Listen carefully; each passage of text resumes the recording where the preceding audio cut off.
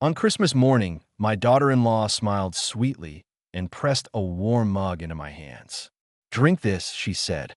"It's a special coffee I made just for you. Family recipe." When she turned her back, I did something I never thought I would do to someone in my own home. I switched the cups. An hour later, she was the one locked in the bathroom, and her parents were sitting at my table, wondering why Christmas had gone so horribly wrong. But that moment didn't come out of nowhere.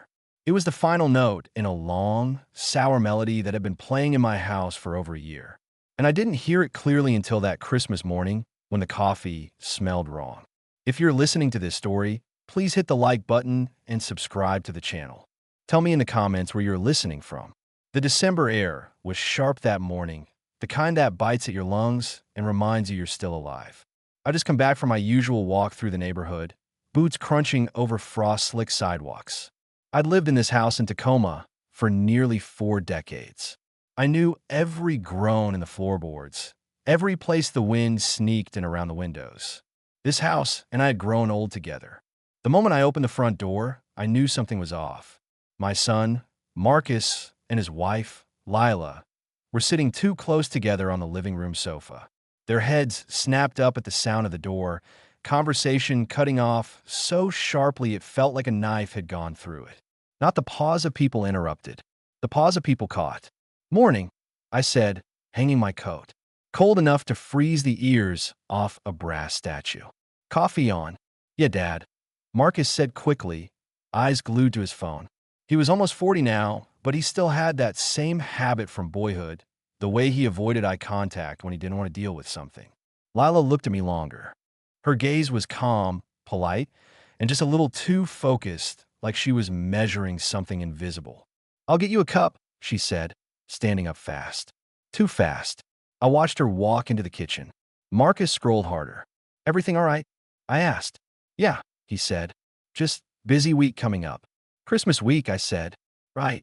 Yeah." That day carried a strange weight.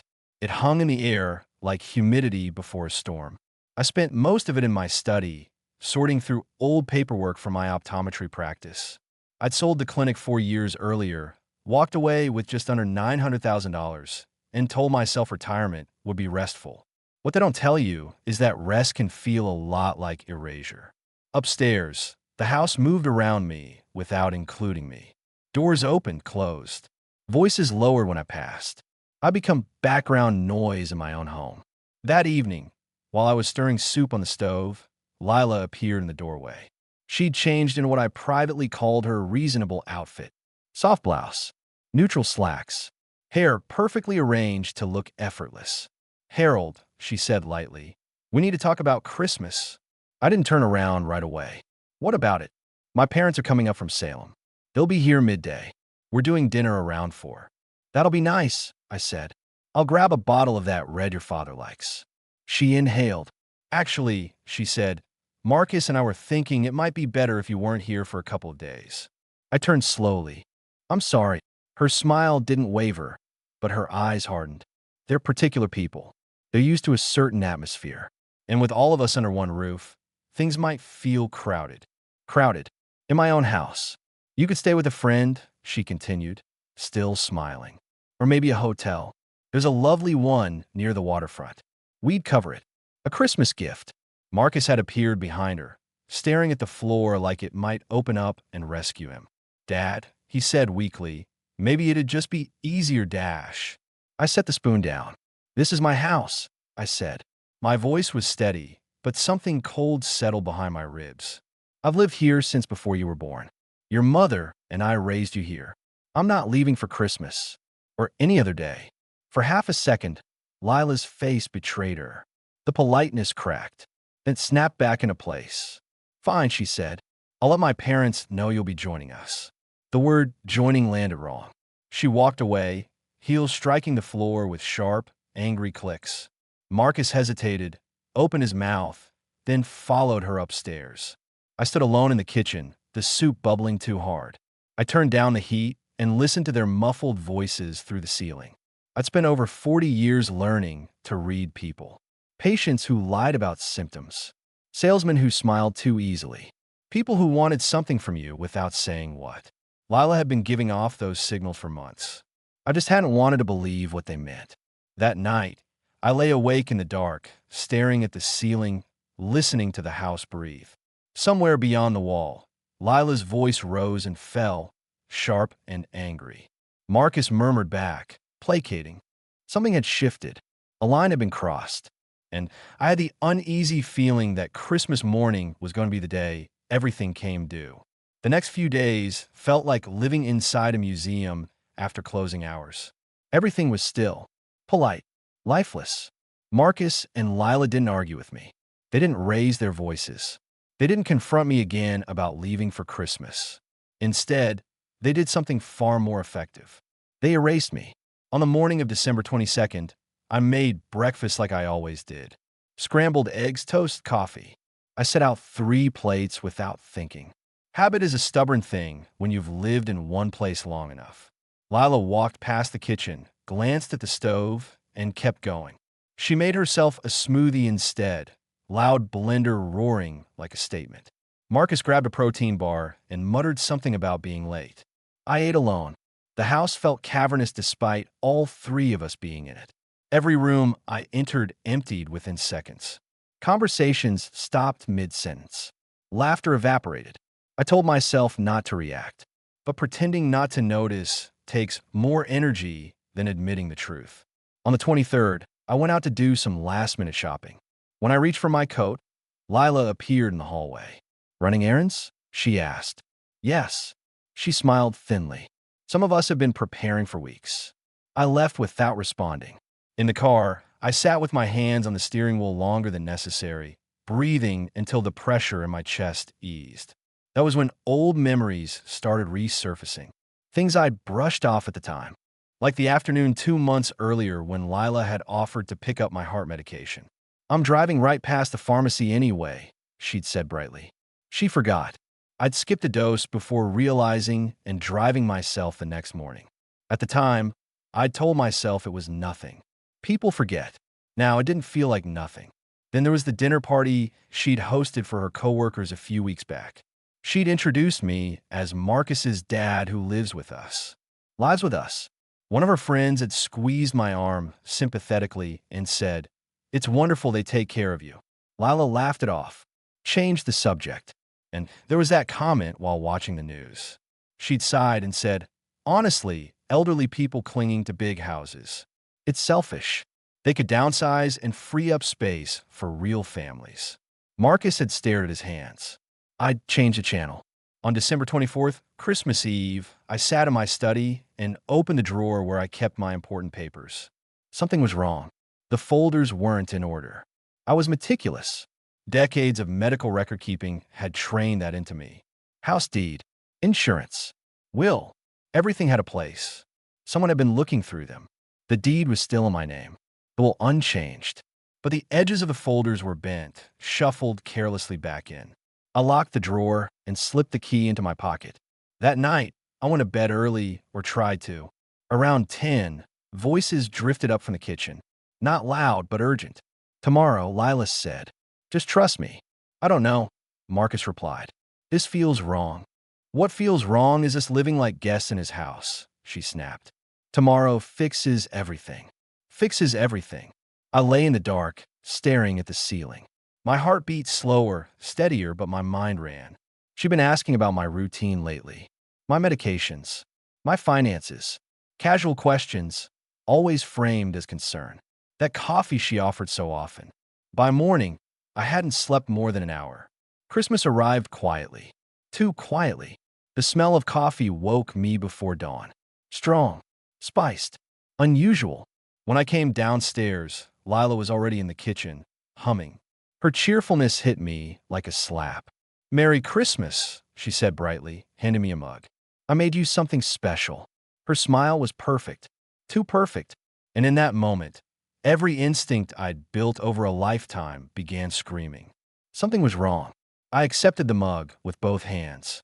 "Thank you," I said, carefully neutral. "It's my grandmother's recipe," Lila replied. "Cinnamon, vanilla, a little something extra. You should drink it while it's hot." While it's hot. An odd thing to emphasize. She turned back to the counter, humming as she arranged pastries on a tray. The kitchen smelled festive, almost aggressively so. Cinnamon rolls, citrus peel, roasted coffee beans. I raised the mug slowly.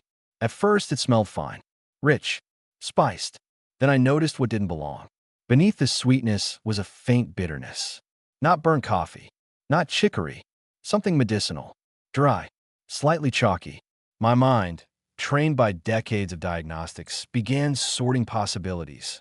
Laxatives, magnesium compounds, senna. My stomach tightened. She wasn't trying to hurt me permanently. She was trying to remove me, confine me, embarrass me, make me vanish for the day without technically forcing me out of the house. "Oh," she said over her shoulder. "How is it?" In that instant, a decision formed fully and calmly. When she turned away, I set my mug on the counter beside hers. Identical ceramic cups, steam rising from both. I picked up the other one. "Delicious," I said, taking a small sip. "Pure coffee. No bitterness." Lila smiled, visibly relieved. She reached for the counter, distracted by her phone buzzing, and grabbed the mug she thought was hers. She took a long drink. I watched quietly. "Well," she said, setting it down, "my parents will be here around 2. It would help if you stayed in your room while we prepare." "I won't," I said gently. Her jaw tightened. "Just try to look presentable." "I always do." I went to my study and sat down, hands steady, heart racing. She tried to drug me. In my own home, on Christmas morning, around mid-afternoon, voices rose downstairs. Coats rustled. Laughter rang out. Her parents had arrived. I dressed carefully. Button-down shirt, wool blazer, shaved, combed my hair. A splash of cologne my wife used to like. When I walked into the dining room, Lila froze. "Your dash." "Presentable," I said. Dinner began. She played the perfect daughter, smiling, laughing, pouring wine, but her eyes kept darting to me. Waiting. 10 minutes passed. Then 20. I ate calmly, discussing travel with her father. At about the half-hour mark, she stiffened. Her color drained. She pressed a hand to her abdomen, subtle but unmistakable. "I'm fine," she said quickly when Marcus asked. She stood. Didn't make it far. The bathroom door slammed. Silence. Then sounds no one could mistake. Her mother rushed to check on her. Dinner collapsed. I kept eating. By the time they left, Christmas was over. And she knew. Later, when she emerged, pale and shaking, I met her eyes. "The cups looked identical," I said softly. "Easy mistake." She understood. And everything changed. The house didn't sleep that night. Neither did I. After Lila finally retreated upstairs, pale and furious, the walls felt thinner than usual. Every creak carried meaning. Every footstep sounded deliberate. I lay awake replaying the day, not with triumph, but with clarity. What she'd done wasn't a prank. It wasn't cruelty born of frustration. It was strategy. The next morning, December 26th, dawn crept in gray and quiet. I sat in my study before sunrise, hands wrapped around a mug I'd made myself. Plain coffee. No spices. No surprises. My thoughts moved the way they always had when something serious demanded attention, slow, precise, unwilling to skip steps. If Lila had tried this once, it wasn't her first idea. It was just the first one I caught. I began remembering other things. Small things. Disruptions I'd chalked up to age. The time my driver's license disappeared for a week, only to reappear in a kitchen drawer I never used. The casual questions about my pension, my savings, the equity in the house, always framed as curiosity, always timed when Marcus wasn't around. And that sentence I'd overheard not long ago, drifting down the hallway late one night. "When this place finally becomes ours, we can start living." At the time, I'd told myself I'd misheard. Now I knew better. I went out for my walk later than usual that morning, needing air. Frost clung to the lawns, sparkling in the pale light. As I rounded the corner, my neighbor, Raymond, waved from across the street. He jogged over, breath puffing white. "Morning, Harold. You look like a man who didn't sleep." "Something like that," I said. He hesitated. "Listen, this is awkward, but I figured you'd want to know. I saw Lila at the cafe on Pine last week. She was with a realtor. Tall guy, dark coat. I think his name's Ellis." My stride didn't break. They were talking about listings, Raymond continued. Quick sales. Cash buyers. I assumed you were downsizing. Downsizing. Selling my house. I thanked him and finished my walk in a daze that hardened into certainty with every step.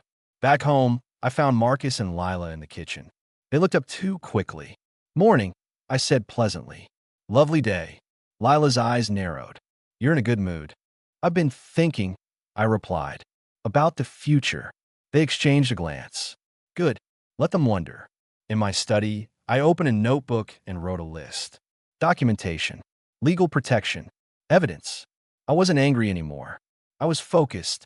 That afternoon, I made a call to an old colleague, Samuel Price, a retired toxicologist I'd known for decades. Sam, I said, I need a professional opinion. Hypothetically. There was a pause. Hypothetically, I'm listening. I explained the coffee. Another pause. Longer. That's assault, he said flatly. If you saved a sample, I can test it. Proper chain of custody. Full report. I did, I said. Then don't delay. The next call was to my attorney, Elaine Morris. She'd handled my estate planning after my wife passed. I need to revise my will, I told her. Immediately. And I'm concerned about financial exploitation. Her voice sharpened. Come in tomorrow. Bring everything. By evening, Lila was watching me closely. Too closely. You're busy lately, she said. Retirement doesn't mean stagnation, I replied. That night, I installed 2 small devices I'd purchased earlier that day. One in the living room, one in my study. Ordinary looking. Unremarkable. I wasn't spying. I was documenting. By the end of the week, the pieces were in motion. The coffee wasn't the end. It was the beginning. And I was no longer reacting. I was preparing. Once you decide to stop being afraid, fear loses most of its power. That was something I'd learned long before retirement. Back when mistakes carried real consequences and clarity mattered more than comfort. I kept my routine steady over the next several days. Morning walks, light breakfasts, time in my study, polite conversation, nothing that suggested alarm or resistance.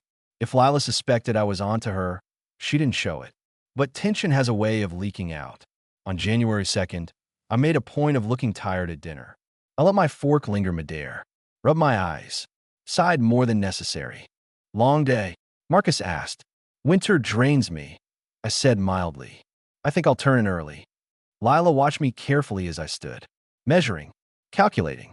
Sleep well, she said. I went upstairs, but I didn't go to bed. Instead, I left my phone on the kitchen counter, tucked just out of sight near the fruit bowl. The voice recorder was already running, hidden inside a weather application no one ever opened. Then I waited. It took nearly 20 minutes before chairs scraped back and voices lowered. I can't keep living like this, Lila said. Her tone had lost its polish. He's always here, watching, controlling everything. It's his house, Marcus replied weakly. It should be ours, she snapped. We've lived here over a year. We're adults, Marcus, not children. What do you want me to do? We talked about this. The realtor said we could get close to 800,000. Maybe more. That's our future. Silence. He's healthy, Marcus said. He could live another 15 years. And we're supposed to wait, she shot back. Put our lives on hold while he just exists. My hands clenched in the dark. There are options, she continued. Assisted living. Medical evaluations. Decline doesn't have to be dramatic. It just has to be documented. That's not true, Marcus said. He's fine. Who would know? She replied coldly. We're family. We're concerned. A few missed appointments. A fall. Confusion. Suddenly he needs supervision. A pause. Then Marcus spoke quieter. The Christmas thing didn't work. That was just the first attempt, she said. There are other ways. That word landed like a stone. Other ways. When they finally went upstairs, I retrieved my phone. The recording was crystal clear. The next morning, I met with Elaine. She listened without interrupting. When the recording ended, she folded her hands. This is elder abuse, financial exploitation, and the coffee incident adds criminal intent. I want them out, I said. She nodded. We'll do this cleanly and decisively. The meeting was set for January 10th. I told Marcus and Lila we needed a family discussion about the future. Lila smiled. She thought she was winning. Elaine arrived exactly on time. Professional. Calm. Unmoved. I laid everything on the table. The new will. The property protections. The recording. When Lila's voice filled the room, her color drained. That recording is illegal, she said sharply. This state allows one-party consent, Elaine replied. Perfectly legal. You can't do this, Lila hissed. I already have, I said. I gave him 2 weeks. Leave quietly, or face consequences. They left the room furious. But they left, and for the first time in a year, I slept without fear. The days that followed felt like walking through a house wired with alarms. Nothing detonated outright. There were no slammed doors, no shouted confessions, no dramatic exits with suitcases thudding down front steps. Instead, everything hummed low, constant, electric. Every room seemed to vibrate with unspoken threats, as if the walls themselves were listening, waiting for the wrong word or the wrong movement to set everything off. I became acutely aware of my own footsteps, of how loudly the floorboards creaked beneath my weight, of how often I paused before opening a door, bracing myself for what I might find on the other side. Lila didn't leave immediately. Neither did Marcus. They stayed, but the house was no longer a shared space. It was a battlefield disguised as domestic normalcy. The calculated politeness that had once coded our interactions thinned quickly, replaced by open hostility wrapped in forced concern. Every sentence came sugar-coated with implication. Every smile was a test. At breakfast, Lila would ask, in a voice too bright to be sincere, whether I'd slept well, whether I was feeling clear-headed, whether I remembered where I'd left my keys. Marcus stopped meeting my eyes. The television murmured endlessly in the background, filling silences that might otherwise turn dangerous. I noticed how often Lila positioned herself between Marcus and me in shared spaces, how she spoke for him, even when questions were directed at him. It was subtle, practice control masquerading as care. Elaine had warned me this would happen. Once they know you see them, she'd said, they escalate. First they rewrite reality, then they try to rewrite you. On January 11th, I woke earlier than usual. The house was already awake. Lila's voice drifted down the hallway from the living room, sharp and loud enough that it was clearly meant to be heard. She was on the phone, pacing the rhythmic tap of her heels against the hardwood, punctuating every sentence. Yes, she said, her tone heavy with rehearsed concern. I'm genuinely worried about him. He's been paranoid lately, accusing us of awful things that don't make sense. I think he needs a psychiatric evaluation. I stood in the kitchen doorway, listening. She didn't lower her voice, didn't glance toward the hallway. This wasn't a private conversation, it was a performance. An opening salvo. I poured myself a cup of coffee, steadying my hand despite the surge of anger rising in my chest. The smell of burnt grounds felt grounding real. I walked straight past her, close enough to hear her breath catch for just a fraction of a second. She kept talking. No, I know, I hate to say it, but it's getting worse. Delusions. Hostility. He thinks we're trying to take his house. I didn't stop. Let her build her story, I thought. Elaine had warned me this would come. By the time Marcus appeared that afternoon, the air felt heavier still, like a storm pressing down on the roof. He knocked on the door to my study instead of walking in like he used to. That alone told me everything. Dad, he said quietly, can we talk? He stood in the doorway like a man waiting for a verdict. His shoulders were slumped, his posture folded inward. Dark circles bruised the skin beneath his eyes, and for the first time I noticed how much older he looked than his years. Exhaustion had carved lines into his face that no amount of denial could smooth away. Come in, I said. He sat, hands clasped so tightly his knuckles had gone white.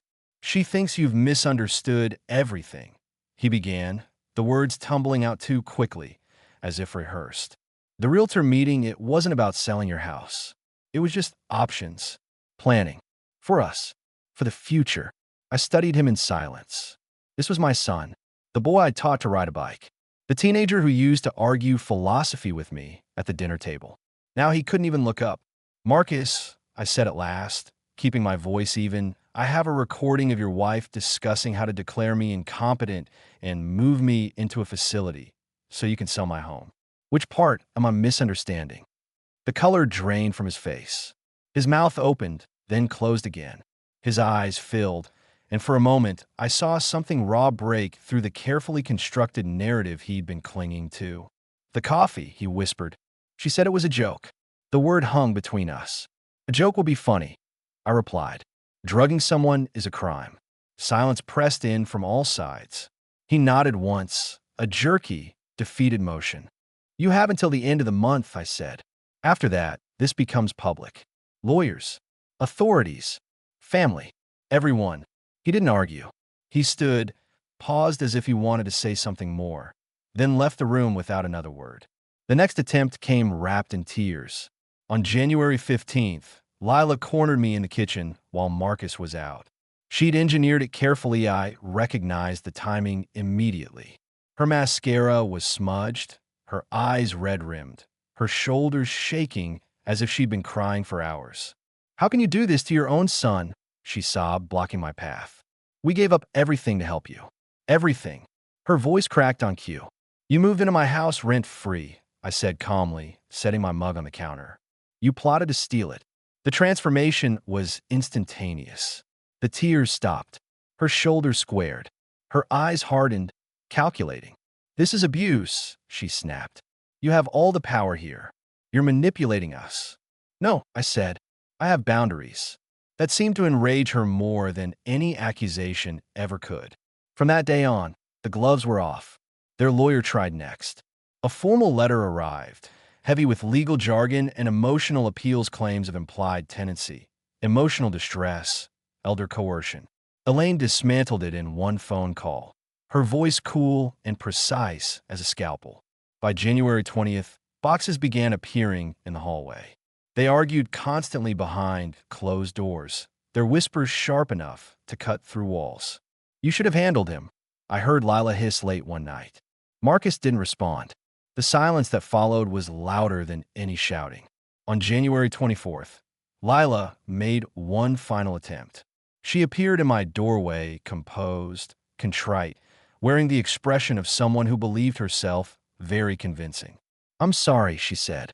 "Truly. Can we start over?" "No," I replied. Her mask slipped. "You'll regret this."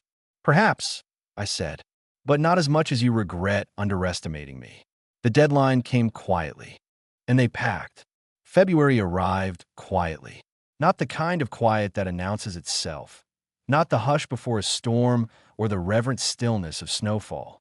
It came the way time often does when you are no longer paying close attention, without ceremony, without asking permission. A gray morning. Low clouds pressed against the sky like an unmade decision. The air smelled faintly of damp pavement and cold iron. I noticed the moving truck before I heard it. It idled at the curb, engine thrumming steadily, a patient mechanical breathing. White letters along its side promised reliable transitions. The irony did not escape me. Nothing about this felt like a transition. It felt like an ending that had taken its time. I stood at the study window, hands resting on the sill I'd refinished myself nearly 20 years earlier. The wood bore faint imperfections, grain lines that refused to be sanded smooth, reminders that some things endure shaping without surrendering their nature. Two men climbed out of the truck, boots crunching against frost-rimmed gravel. They moved with the efficient neutrality of people for whom this was only another job. One of them adjusted his gloves. The other consulted a clipboard. Neither looked at the house the way people do when they are curious. To them, it was just a structure, a shell. They began carrying boxes down the front steps. The cardboard corners struck the railing as they passed. A dull thump, a scrape. Each sound landed in my chest with unreasonable weight.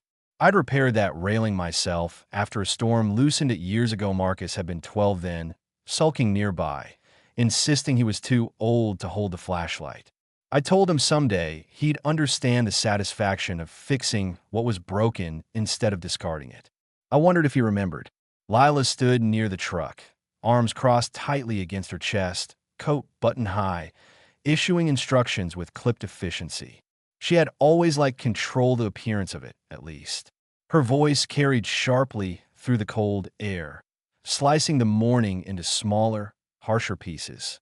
Marcus followed behind the movers, slower, less certain. His shoulders sloped forward as though he were leaning into an invisible wind. He carried a box himself, small and light, but his hands trembled as if it weighed far more than it should have. I stayed inside. There was no satisfaction in watching them leave. No sense of victory. Just closure, quiet, unadorned, irrevocable. Closure, I'd learned, did not feel like relief at first. It felt like stillness after a long, exhausting noise. Around midday, the house echoed differently. Each footstep from above reverberated through rooms already stripped of familiar clutter. I heard them arguing upstairs, voices rising and falling, muffled by walls that had once absorbed laughter, arguments of a different kind.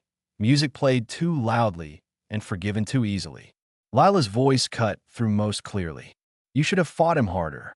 There was a pause after that, a silence heavy enough to press against the ceiling. I imagined Marcus standing there, head lowered, mouth opening and closing as he searched for a response that would not provoke another strike. Then her voice again, louder, sharper. Don't you dare cry. We're the victims here. I did not flinch. I went into the kitchen and made myself lunch. Soup, bread, familiar things. The ritual mattered more than the food itself. I sliced the bread evenly, heated the soup slowly, stirring until steam curled upward, carrying the scent of herbs and salt. I ate at the table alone. This table had held birthday cakes once, candles melting wax on plates we never bothered to replace. It had supported elbows during late-night homework sessions, my wife's hand resting over mine when Marcus was small enough to fall asleep mid-sentence. I let those memories surface and pass without resistance. By mid-afternoon, the house was nearly empty of their belongings. The silence felt different now. Not tense, not watchful, clean. At 3:30, the front door opened and closed one final time. The sound was decisive. Footsteps approached the study, hesitant, uneven. I did not turn until they spoke. They stood in the doorway. Lila's face was tight, eyes bright with something that was no longer anger, but its aftermath burning, corrosive. Marcus held a small box, knuckles white, jaw clenched as though he were biting back words he knew better than to say. You're a bitter old man, Lila said. You threw away your family. You'll die alone in this house, and no one will notice. Her words were meant to wound. She had always understood where to aim. I looked at her steadily. Respect, I said, evenly, isn't inherited. It's earned. For a moment, she had no reply. Silence stretched between us, thin and brittle. Marcus swallowed audibly. Dad, I'm sorry. His voice cracked on the last word. I studied him then not as the boy he had been, nor as the man he had tried to become under someone else's shadow, but as he was now. Tired, conflicted, still searching for permission he no longer needed. Goodbye, Marcus, I said. Not unkindly, not warmly, just final. They left. The door closed. I locked it. The sound of the deadbolt sliding home echoed through the house like a benediction. A small, precise sound. Final. I rested my forehead briefly against the cool wood, breathing once, deeply. At 4 o'clock, the locksmith arrived. He was efficient, polite, and curious. New locks, new keys, clean metal where old brass had been worn smooth by decades of use, keys passed between hands that had once trusted each other implicitly. When he finished, I tested each door myself. Solid, secure, mine. After he left, I walked through the room slowly. The living room where my wife and I had spent countless evenings, reading in companionable silence. The indentation on the couch cushion where she always sat. The faint discoloration on the wall where a picture had hung slightly crooked for years because neither of us minded enough to fix it. The kitchen where Marcus had learned to cook eggs as a boy, burning the first batch and laughing at the smoke alarm. The refrigerator door still bore a faint outline where his childhood artwork had once been displayed, held up by magnets shaped like animals. The study where I'd built a life of careful decisions, where contracts had been signed, plans revised, mistakes acknowledged quietly and corrected when possible. Nothing had changed, and everything had. That evening, I made coffee. Carefully, deliberately. No spices, no secrets, just beans, water, heat. I watched the dark liquid pool slowly, listened to the steady drip that marked time more honestly than any clock. I carried the mug to the back porch and wrapped myself in a coat. The garden lay dormant, but not defeated. Beneath the soil, life waited. The first shoots of early flowers pushed upward, stubborn and alive, defying the season with quiet persistence. I watched the last light fade, the sky deepening from gray to indigo. I thought of my wife, then not with grief sharp enough to wound, but with gratitude deep enough to steady me. She had believed in boundaries, in dignity, in choosing peace even when it required loss. I slept better that night than I had in over a year. The house sounded different once they were gone. Not empty, honest. It was a subtle difference, one you wouldn't notice unless you had lived inside it long enough to recognize its moods. The air itself seemed to breathe more freely, as though some invisible pressure had been released. Floors creaked without apology. Pipes knocked in the walls the way old pipes do, unconcerned with whether anyone found the noise comforting or irritating. The house was no longer trying to be polite. Politeness, I had learned, was exhausting. For months, maybe longer than I wanted to admit, it had felt like the walls were listening, absorbing things that weren't meant to linger. Words said too carefully, sanded down until they barely resembled what had been intended. Silences packed tight with intention, dense and watchful. Doors closed a little too quietly. Conversations stopping mid-sentence when I entered a room, then resuming later in altered form, stripped of whatever truth had originally animated them. A house can hold those things. Anyone who's lived long enough in one place knows that. It absorbs tone the way it would absorb smoke. You don't see it happening, not at first, but eventually it's everywhere, embedded in corners, trapped in fabric, clinging to the air long after the source is gone. Now, there was none of that, just structure and memory, doing what structures and memories do when they're allowed to exist without manipulation. Beams held weight. Walls divided space. Rooms served their purposes without commentary or judgment. That first night after they left, I walked through every room before going to bed. Not out of fear, exactly, but habit, the kind that develops slowly, unconsciously, until you forget what it was like before it existed. The way you check a door that's already locked or glance at the stove, even when you know it's off. Muscle memory is shaped by vigilance rather than necessity. I paused in the hallway outside the guest room, the one that had become theirs. The bed was neatly made, the way it always had been, corners squared with an almost aggressive precision. The dresser top was bare now, save for the faint outlines where objects had sat for months, catching dust differently than the rest of the surface. Negative space, newly revealed. I stood there longer than necessary, listening. No murmured phone calls. No pacing footsteps at odd hours. No sense of waiting of something just on the other side of happening. In the living room, the chairs sat where they'd always been, angled toward each other, not crowding the space. The lamp by the window cast a soft pool of light on the rug my wife and I had chosen decades earlier, too expensive at the time, bordering on irresponsible, but worth it, she'd insisted. She had run her hand over the pattern, feeling the weave beneath her fingers, eyes already imagining it in the room. "We'll still be sitting on this when we're old," she'd said. She'd been right about most things like that. I turned off the lights one by one, the house responding with a kind of quiet compliance, and climbed into bed. Sleep came easily. That alone felt like a small miracle. No rehearsing conversations that would never happen. No mental inventory of possible missteps. Just rest deep, uninterrupted, and undeservedly kind. The morning after they left, sunlight streamed through the kitchen window in a way I hadn't noticed in months. Or maybe it had always done that, and I'd simply been too occupied to see it. It hit the edge of the counter just right, illuminating dust motes drifting lazily in the air, suspended like tiny planets in their own orbits. I watched them for a while, coffee cup warming my hands, thinking how strange it was that light could feel like a reassurance. I made breakfast slowly. That was deliberate. Eggs cracked one at a time into a bowl. The shells set aside neatly instead of tossed into the sink. Toast lowered carefully into the slots, not jammed down in haste. Coffee measured, water poured, the machine humming its familiar, comforting sound.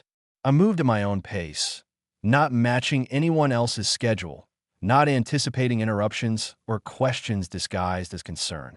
I ate at the table, not standing at the counter, not half finished before someone needed something from me.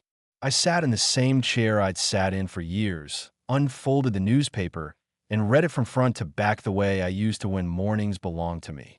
Nobody flinched when I moved. Nobody watched. That absence, the absence of vigilance, was more powerful than I expected. I hadn't realized how much energy it took to simply exist under scrutiny. Even benign attention has weight when it never lets up. When every movement is observed, interpreted, logged for future reference, you begin to shrink without meaning to. After breakfast, I washed the dishes immediately. Not because they needed to be washed right then, but because I wanted the kitchen to be exactly how I liked it. Clean counters, dry sink, everything reset. Order without commentary. Later, I took my usual walk. The same route I'd walked for years, though I'd shortened it recently without quite admitting why. I told myself it was the weather or my knees or time constraints that no longer existed. The truth was simpler. I had grown accustomed to being watched, even out there. That morning, I felt steady. Not young, not strong in the way I once was, but capable. That mattered. Neighbors waved as they always had. A couple stopped to chat about nothing, in particular the weather warming, a dog down the street that had finally learned to stop barking at squirrels. Ordinary conversations, exchanged without calculation. I realized I'd missed those more than I thought. Missed being unremarkable. The air smelled faintly of damp earth and pine. Somewhere nearby, someone was burning leaves, the smoke thin and sharp. Winter was loosening its grip, retreating in reluctant stages. Patches of ground that had been frozen solid only weeks earlier were soft underfoot, yielding slightly with each step. When I came back, the house welcomed me. I don't mean that metaphorically, though I suppose it was. The door opened easily. The hallway light caught just right. The familiar scent of old wood and furniture polish greeted me, like an acknowledgement rather than a claim. That afternoon, I began sorting through the rooms. Not packing, not discarding, just setting things right. There's a difference. Packing is about departure. Discarding is about rejection. What I was doing was restoration, returning objects to the places they belonged, not because anyone else demanded it, but because I wanted order that reflected intention rather than control. Books went back on shelves, grouped the way I'd always preferred, by subject first, then by size. Papers were aligned, clipped together, placed into folders that hadn't been opened in months. In the living room, I straightened the framed photographs on the mantel, lingering over a few longer than others. My wife, smiling at the camera on a beach we'd visited once and never again because she'd hated the crowds. Marcus at graduation, stiff in his borrowed suit, trying not to grin too widely. A younger version of myself I barely recognize, shoulders squared, eyes clear. In the study, I opened the drawer with my documents. Everything was exactly as I'd left it. I don't know why that surprised me. Logically, I'd taken precautions. Elaine had helped ensure that nothing could be altered without my knowledge. Still, seeing the files untouched, the folders in the precise order I'd arranged them, brought a sense of closure I hadn't realized I needed. I closed the drawer carefully. That was when I thought about Marcus. Not for the first time, and certainly not for the last. Losing him hurt more than anything else. The house being quiet didn't erase that. If anything, it made the absence sharper, more defined. He was my son, not an abstract concept, not a role he'd failed to perform, but a person I had known intimately from the moment he took his first breath. I remembered him at 7 years old, missing his front teeth, proudly carrying a cardboard science project through this very hallway. He'd insisted on building it himself, refused help even when the glue stuck to his fingers. The thing leaned slightly to one side, but he'd stood tall beside it, daring anyone to point that out. I remember teaching him to ride a bike on the street out front, my hand steady on the seat long after he no longer needed it. I remembered the way he'd looked back at me once, over his shoulder, smiling with pure trust, certain I wouldn't let him fall. Those memories don't disappear just because a man makes choices that break something essential.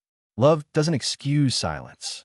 That truth had come slowly, reluctantly, like a realization you resist because it demands action. Silence isn't neutral. It takes sides, and loyalty that only flows upward toward convenience, toward power, toward the path of least resistance isn't loyalty at all. It's compliance dressed up as virtue. Marcus had chosen his position. I had chosen mine. In the days that followed, life settled into something steady. Not dramatic, not triumphant, just steady. Elaine checked in regularly, always efficient, always respectful. Everything was finalized. The protections were permanent. No one could touch my home, my assets, or my decisions without my explicit consent. Each clause had been written with care, not out of spite, but out of clarity. I wasn't afraid anymore. That mattered more than comfort. Fear erodes things quietly. It makes you second-guess instincts that once served you well. It convinces you that dependence is inevitable, that resistance is selfish. Removing it didn't make me happy in some cinematic sense, but gave me back something far more valuable: confidence in my own judgment. I resumed routines I hadn't realized I'd abandoned. Reading in the evening without the television on, listening to music at a volume that suited me, writing letters I never intended to send, just to get the words out of my head and onto paper. Some nights, loneliness pressed in. I won't pretend otherwise. A house this old holds echoes, and not all of them are kind. There were moments I reached for the phone out of habit, only to stop myself. Not because I didn't want contact, but because I refused to chase connection that came at the cost of self-respect. One afternoon, I stood on the back porch with my coffee and watched the garden. The ground still looked mostly barren, but small purple shoots had broken through the soil, stubborn against the cold. Crocuses, if memory served. My wife had planted those bulbs years ago, kneeling in the dirt despite my protests about her knees. They always come back, she'd said, brushing soil from her hands. That's the point. At the time, I'd laughed, told her she was sentimental. Standing there now, I understood exactly what she'd meant. Resilience isn't loud. It doesn't announce itself. It simply persists, season after season, regardless of whether anyone is watching. I smiled at the memory. I hadn't won in the way movies portray victories. There was no cheering crowd, no courtroom declaration, no reconciliation speech delivered at just the right moment to swelling music. Life doesn't work that way, especially not at this stage. I'd lost a son. That truth didn't soften with repetition. It remained heavy, a weight I would carry for the rest of my life. But it was a clean weight, not tangled up in guilt or doubt. I knew why things had happened the way they had. I knew what lines I'd refused to cross. But I kept myself. At my age, that distinction matters. Identity becomes more fragile as the years pass. People start to talk around you instead of to you. Decisions are made for your own good. Agency is chipped away in increments small enough to seem reasonable until you realize how little remains. I had drawn a boundary, not out of anger, but out of necessity.